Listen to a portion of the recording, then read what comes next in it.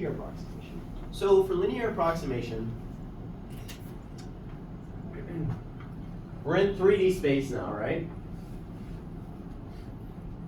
Okay, so for Calc 1,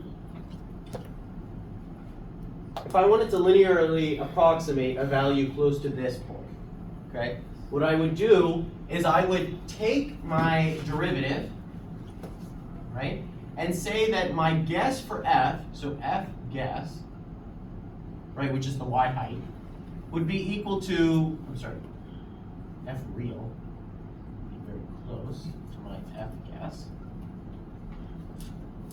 right? So it would be pretty close to here, but I add on to it some change in my f caused by some change in moving in x times a little displacement in x, right? Because at the end of the day, that's saying that my real answer will be somewhat close to my guess plus change in that f caused by some difference in the x, and I do that by multiplying some difference by the change in the f as I move some distance, right? So in this case, this is also known as the derivative, right? And this is also known as looking at the difference between your x and x nice number, right?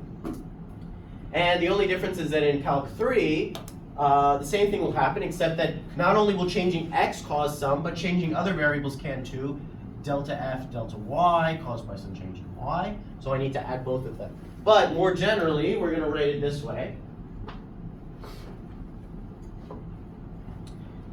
That my f of the real x and y, so that's the ones that it's actually asking for, the not nice numbers, will be approximately equal to f of my guess, which is x naught and y naught. So x naught and y naught are your guesses, plus the partial derivative of f with respect to x multiplied by a little displacement in x, right? Same little displacement that makes this work, right? You can't displace it up to there, only a little range it works for, plus f sub y of y minus y naught, right? And if there are more variables, you just add more variables on, right? Because if any variable has a contribution to changing my f, then I can count that contribution as I displace those values, right? If there was a z, I can add it in. If changing z changes my f, aka f sub z exists, then I should add it in also.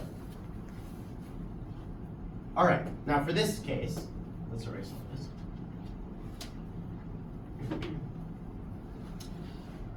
F of xy is equal to y minus 1 over x plus 1 at the point 0, 0 to approximate this, okay? So my f,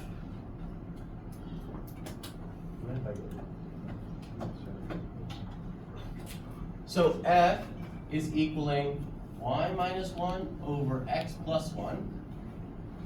So my f of 0.1, negative 0.3 should be approximately equal to f of 0, 0 plus f sub x times x, which is going to be 0.1, minus x naught, which is 0, plus f sub y multiplied by minus 0.3 minus the nice guess, which is 0. All right, and this f sub x should be evaluated at the nice point. So don't get stuck on that. I've seen sometimes people get stuck on that. You evaluate the partial derivative at the nice guess values, because otherwise you're going to be in the same problem, right? You don't know how to calculate it. So it's an approximation for a reason, right? Okay, so now f of 0, 0 is what? If I plug in 0, 0, what do I get? Negative 1. Okay, now let's talk about derivatives. F sub x, how am I going to find that?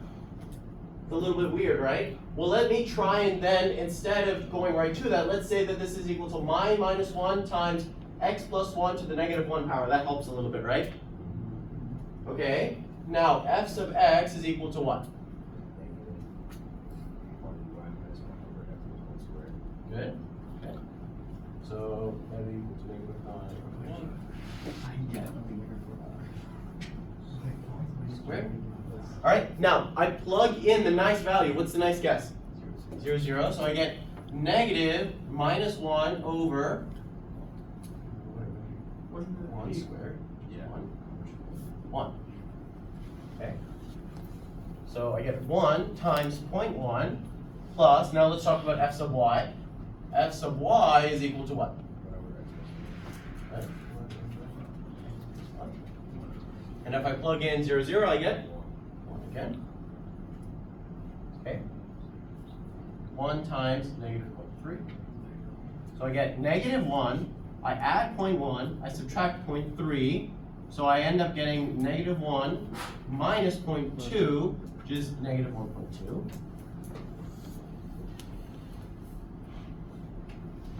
Okay. Good enough? Don't get stuck. Don't be like, oh, I don't know how to do 1 over 0.1 or 1 over 1.1, right? Because many people get stuck there. I think that's the most common place for people.